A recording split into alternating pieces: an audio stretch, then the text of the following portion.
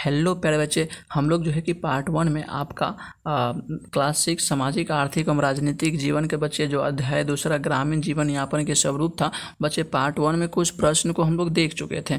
जितने भी पेज में बच्चे क्वेश्चन दिए गए थे सबको हम सब ने पार्ट 1 में ख़त्म कर लिया है। जो बच्चे न्यू हैं और पार्ट 1 में बच्चे ये सारे प्रश्न को हम सब कर लिया, आप लोग नहीं देखें तो बच्चे इस वीडियो के डिस्क्रिप्शन बॉक्स में लिंक को डाल दिया गया, जाकर के आप लोग बच्चे देख लीजिएगा। ओके, तो बच्चे अगर बात करते हैं तो ये सारे प्रश्न को बच्चे हम लोग पार्ट 1 में ख़त्म कर चुके थे बच्चे। अब जो हम सबको प्रश्न करने हैं वो अभ्यास प्रश्न से बच्चे, जितने भी क्वेश्चन दिए गए थे बच्चे उन सभी को बच्चे हम आपको उत्तर बतलाने वाले हैं। तो तमाम छठी कक्षा में पढ़ने वाले वीडियो के बच्चों के लिए आज का वीडियो बहुत ज़्यादा महत्वपूर्ण होने वाला है। तो बच्चे जो न्यू है और चैनल को अभी तक सब्सक्राइब नहीं किए बच्चे तो फटाफट से चैनल को सब्सक्राइब कर लीजिए। चलिए बच्चे देखते हैं अपना प्रश्न की ओर। तो बच्चे अगर बात करते हैं तो बच्चे सबसे पहले अगर देखिए तो यहाँ पर आपका पहला प्रश्न होता है इसमें कि आपके गाँव में किन किन फसलों की खेती की जाती है, सूची बनाइए। पहला बच्चे इसका उत्तर हो जाएगा मेरे गांव में निम्नलिखित फसलों की खेती की जाती है। निम्नलिखित फसलों की खेती की जाती है। जैसे अगर बात करते हैं बच्चे तो यहाँ पर आपका सबसे पहले धान की खेती होती है मेरे गांव में, मंडुआ की खेती होती है, मकई की खेती होती है, गेहूं की खेती होती है, तीसी का खेती होता है, सरसों का खेती होता है। तीसी का तो मैंने बता दिया बच्चे, डबल लिखा गया है। ओके, मटर का खेती होती है, चना का खेती होती है, अरहर का खेती होती है। उसके बाद बच्चे अगर बात करते हैं तो बच्चे आपका यहाँ पे उड़द का खेती होता है और मसूर इत्यादि का खेती मेरे गांव में होता है। आप लोग बच्चे आप लोग बताइए कि आपके गांव में कौन कौन सी फसल होती है बच्चे। ओके, तो आप लोग बच्चे इस प्रकार से आप लोग उत्तर को बना लीजिएगा या तो बच्चे इसी उत्तर को लिख लीजिएगा। उसके बाद बच्चे उसी में बच्चे आपका अगला प्रश्न यानी कहे तो दूसरा प्रश्न बच्चे दिया गया था, मध्यम किसान खेती के काम के लिए किन किन माध्यमों से धन उपलब्ध करते हैं।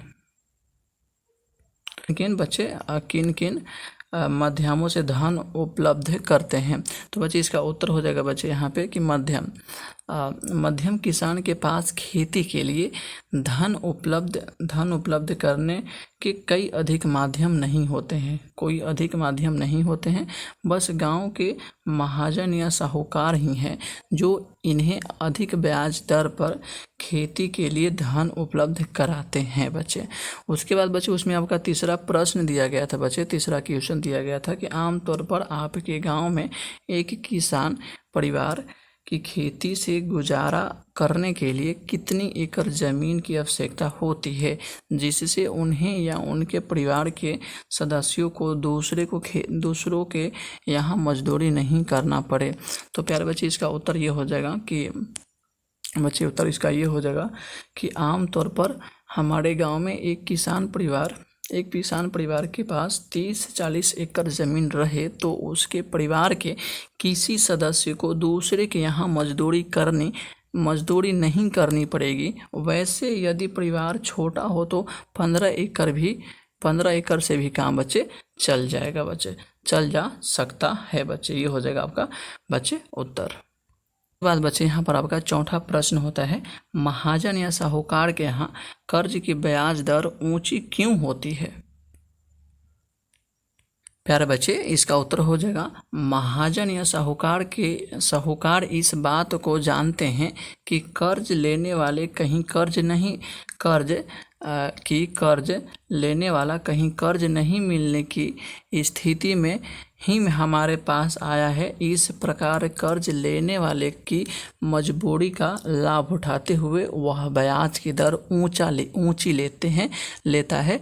यह महाजनों की हैवानियत कहा जाएगा। हैवानियत होता बच्चे, हैवानियत कहा जाएगा बच्चे, क्योंकि उनको क्या करते हैं पता, मजबूरी का फ़ायदा उठाते हैं, क्योंकि वो जानते हैं कि मेरे पास क्यों आया है कर्ज लेने, क्योंकि इसको कहीं नहीं मिला होगा इसीलिए मेरे पास वो कर्ज लेने आया है, इसीलिए वो क्या करते हैं फ़ायदा उठाते हैं बच्चे।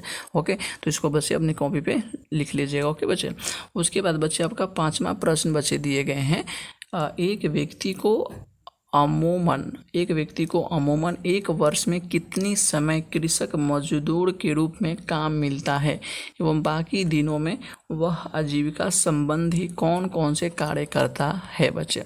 तो प्यारे बच्चे इसका उत्तर प्यारा सा उत्तर हो जाएगा बच्चे, आप लोग लिख लीजिएगा कि अनुमान है कि एक व्यक्ति को एक वर्ष में कृषक मजदूर के रूप में लगभग 6 महीने ही काम मिलता है। वह भी लगातार नहीं।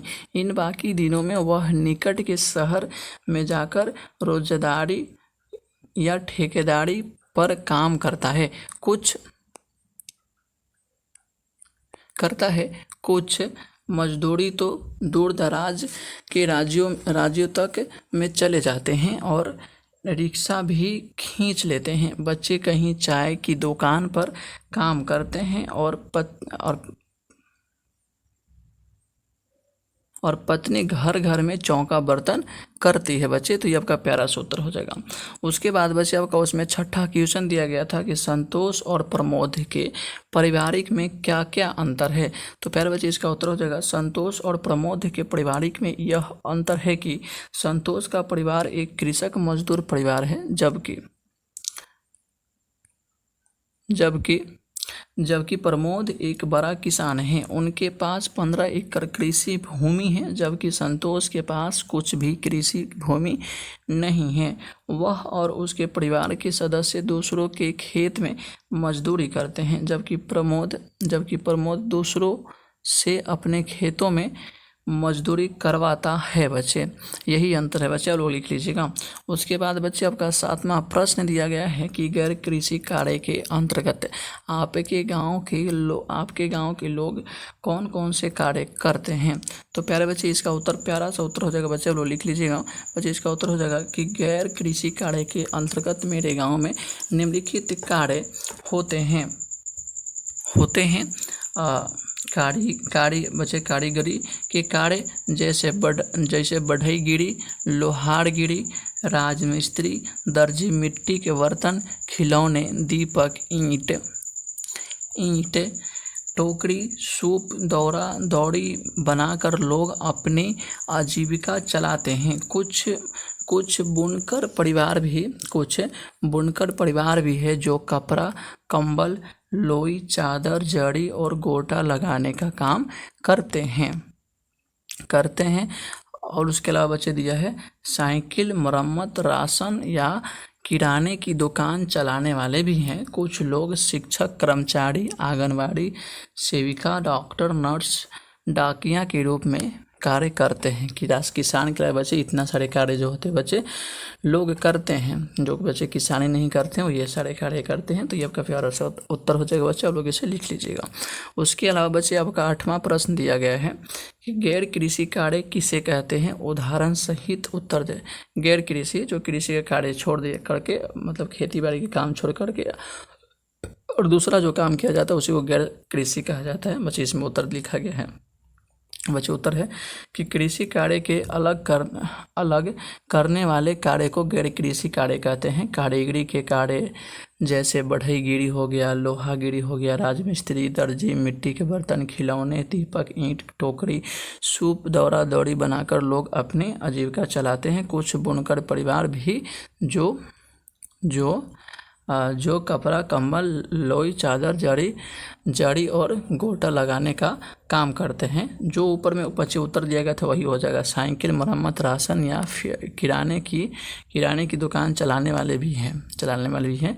कुछ लोग शिक्षक, कर्मचारी, आंगनबाड़ी सेविका, डॉक्टर, नर्स, डाकिया के रूप में कार्य करते हैं। तो सेम बच्चे वही वाला हो जाएगा। गैर कृषि मतलब होता क्या है, जो खेती बाड़ी का काम नहीं करके दूसरा काम करता है उसे गैर कृषि कहते हैं।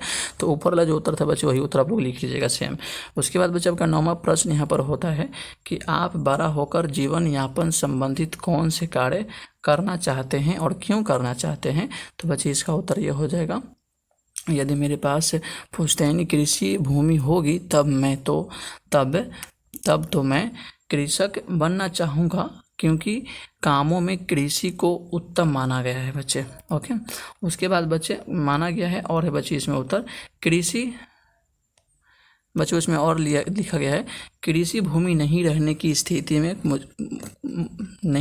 स्थिति में यह बच्चे मुझे होगा। ओके बच्चे, मुझे कि हम लोग मुझे कर लीजिएगा। ओके, मुझे जो भी काम मिलेगा उसे शहर से करूँगा, कारण कि मेरी दृष्टि में कोई भी काम छोटा नहीं होता, लेकिन वह काम मेरी योग्यता के अनुरूप हो तो अच्छा होगा। ठीक है बच्चे, तो ये प्यारे बच्चे का उत्तर हो जाएगा, आप लोग इसे लिख लीजिएगा। प्यारे बच्चे अब देखिए यहाँ पर आपका 10वां प्रश्न होता है और 10वां प्रश्न में साफ साफ कहा जा रहा है कि आपने पाठ में अलग अलग किसानों के बारे में जाना, खाली स्थानों पर उनकी स्थिति के बारे में भरिए। तो बच्चे यहाँ पर खाली जो जगह दिया गया है उसकी स्थिति के बारे में बच्चे भरने हैं। आइए हम भर के बतलाते हैं, आप लोग भी भर लीजिएगा उसी प्रकार से। तो देखिए बच्चे यहाँ पर जो है आपको भरा हुआ है, जैसे मान लीजिए कि जहाँ पर आपको खाली जगह दिख रहा होगा आप लोग भर लीजिएगा। देखिए बच्चे यहाँ पर सब कुछ भरा हुआ है, एकदम सब कुछ है ना। जैसे मान लीजिए कि ललन जो होता है उसकी स्थिति क्या होता है, वो मध्यम किसान होता है, उसके पास 8 बीघा भूमि होता है, वो बैंक से बच्चे कर्ज लेता है और फसलों को बेचने के लिए तुरंत जाना पड़ता था बच्चे इस प्रकार से। और मुर्गी पालन में वो खेती के अलावा मुर्गी पालन भी करता था। तो ऐसे बच्चे आपको लिख लेना है। अब कृपा शंकर की बात करते हैं तो ये समानता किसान था, वो 1.5 बीघा उसके पास ज़मीन था और महाजन या साहूकार बच्चे उससे वो पैसा लेता था और खेती करता था। उसके बाद बच्चे भाव बढ़ने का इंतज़ार नहीं करता था और ये पशुपालन भी करता था। तो इस प्रकार से बच्चे आप लोग क्या कर लीजिएगा, लिख लीजिएगा, है ना बच्चे। इस प्रकार से आप लोग क्या कर लीजिएगा बच्चे, आप लोग लिख लीजिएगा उत्तर में। ओके बच्चे। उसके अलावा बच्चे अगर हम बात करते हैं तो बच्चे देखिए यहाँ पर होता है प्रमोद क्या काम करता है। देखिए प्रमोद का बच्चे यहाँ पर ये सारा कार्य करता है। यहाँ पर देखिए आपके लिए यहाँ पर बॉक्स बना दिया गया है, ठीक है। इसमें से बच्चे आप लोग देखिएगा कि जो वहाँ पर नहीं भरा गया है उसे भर लीजिएगा। प्रमोद एक बड़ा किसान है, उसके पास 24 बीघा ज़मीन है, कर्ज नहीं लेना पड़ता था और भाव चढ़ने पर वो बेचता था बच्चे, वो जो है बागवानी का भी काम करता था, ठीक है। उसके बाद अगर बात करते हैं संतोष का, तो संतोष एक कृषक मजदूर था, उसकी भूमिहीन था बच्चे, उसके पास ज़मीन नहीं था, ठीक है। उसके बाद वो कर्ज कहीं से लेता नहीं था बच्चा और वो फसलों को बेचना कहीं से नहीं बेचता था क्योंकि उनके पास नहीं था। उसके बाद हस्तलिपि, बढ़ई, सिलाई और मजदूर वाले वो कार्य करता था बच्चे। ओके, तो इस प्रकार से बच्चे हम लोग क्या करेंगे, आप लोग क्या करिए बच्चे, जो खाली जगह है बच्चे आप लोग देख करके भर लीजिएगा। ओके बच्चे। तो बच्चे जो मैंने आपका आंसर का शीट दिया था बच्चे, देखिए जहाँ पर जो बच्चे खाली जगह दिया गया था उसमें से बच्चे हम लोग देख करके यहाँ पर भर लीजिएगा। ओके बच्चे। तो प्यारे बच्चे हम लोग सबने जितना भी प्रश्न अभ्यास में दिए गए थे बच्चे, अभ्यास प्रश्न में टोटल 10 प्रश्न मैंने आपको बतला दिया सभी को उत्तर। तो आप सबसे छोटा सा रिक्वेस्ट है कि अभी तक इस चैनल को सब्सक्राइब नहीं किए बच्चे तो चैनल को सब्सक्राइब कर लीजिए, क्योंकि कोई भी वीडियो अपलोड होगा तो सबसे पहले नोटिफिकेशन आपके पास पहुँचेगा। और कौन से बुक का सोल्यूशन चाहिए बच्चे अपना कॉमेंट बॉक्स में बताइएगा। और आप कौन सा जिला से इस वीडियो को देख रहे हैं अपना नाम और जिला का नाम जरूर इस वीडियो में कमेंट कीजिएगा आप लोग। ओके, और मन लगा के आप लोग पढ़िए और ये सारे प्रश्नों को याद कीजिए। फिर से मिलते हैं आपको अगला चैप्टर के साथ। जय हिंद।